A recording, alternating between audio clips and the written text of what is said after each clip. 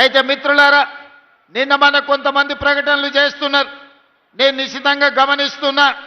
మేము భూపాలపల్లి జిల్లా ఇస్తే కాంగ్రెస్ పార్టీ జిల్లాను రద్దు చేస్తుందని ఒక తప్పుడు విషపు ప్రచారం చేస్తున్నారు. ఈ వేదిక మీద నుంచి మీడియా మిత్రులకు 4 కోట్ల తెలంగాణ ప్రజలకు నేను స్పష్టంగా చెప్పదలుచుకున్నా, ఏ జిల్లాలను తొలగించడం కానీ కొత్త జిల్లాలను ఇచ్చే ఆలోచన కానీ ప్రభుత్వ పరిధిలో పరిశీలనలు లేదు. ఎన్నడైనా జిల్లాలను పునర్వ్యవస్థీకరించాలి, లేకపోతే రేషనలైజ్ చెయ్యాలి అని అంటే బహిరంగంగా ప్రజలకు చెప్పి శాసనసభలో చర్చ చేసి ప్రతిపక్షాల సూచనలు తీసుకున్న తర్వాతనే జిల్లాల గురించి ఆలోచన చేస్తాం. ఎవరు ఎన్ని కుట్రలు చేసినా, ఎన్ని అపోహలు సృష్టించాలని ప్రయత్నం చేసినా భూపాలపల్లి ప్రాంతం చైతన్యవంతమైన ప్రాంతం.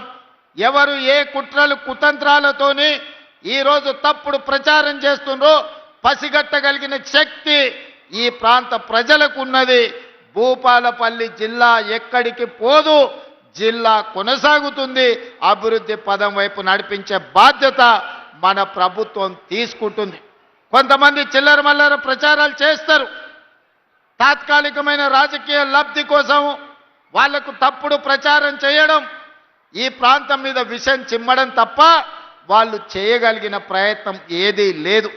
అదేవిధంగా ఇవాళ జిల్లా విషయంలోనే కాదు, భూపాలపల్లి ప్రాంతంలో సింగరేణి గని కార్మికులు అటు ఆదిలాబాద్ నుంచి ఖమ్మం జిల్లా వరకు ఉన్న సింగరేణి పరివాహక ప్రాంతం, గోదావరి నది పరివాహక ప్రాంతంలో వేలాది సింగరేణి కార్మికుల కుటుంబాలు ఉన్నాయి. మెడికల్ అన్ఫిట్ ఏదైతే మీకు బోర్డు ఉన్నదో కాంగ్రెస్ పార్టీ ఆ బోర్డును రద్దు చేస్తుంది. భవిష్యత్తులో సింగరేణి కార్మికులకు వాళ్ళ వారసత్వ ఉద్యోగాలు కానీ మెడికల్ బోర్డు ఇచ్చే అన్ఫిట్ సర్టిఫికెట్తోని వాళ్ళ కుటుంబ సభ్యులకు వచ్చే ఉపాధి అవకాశాలు పోతాయి.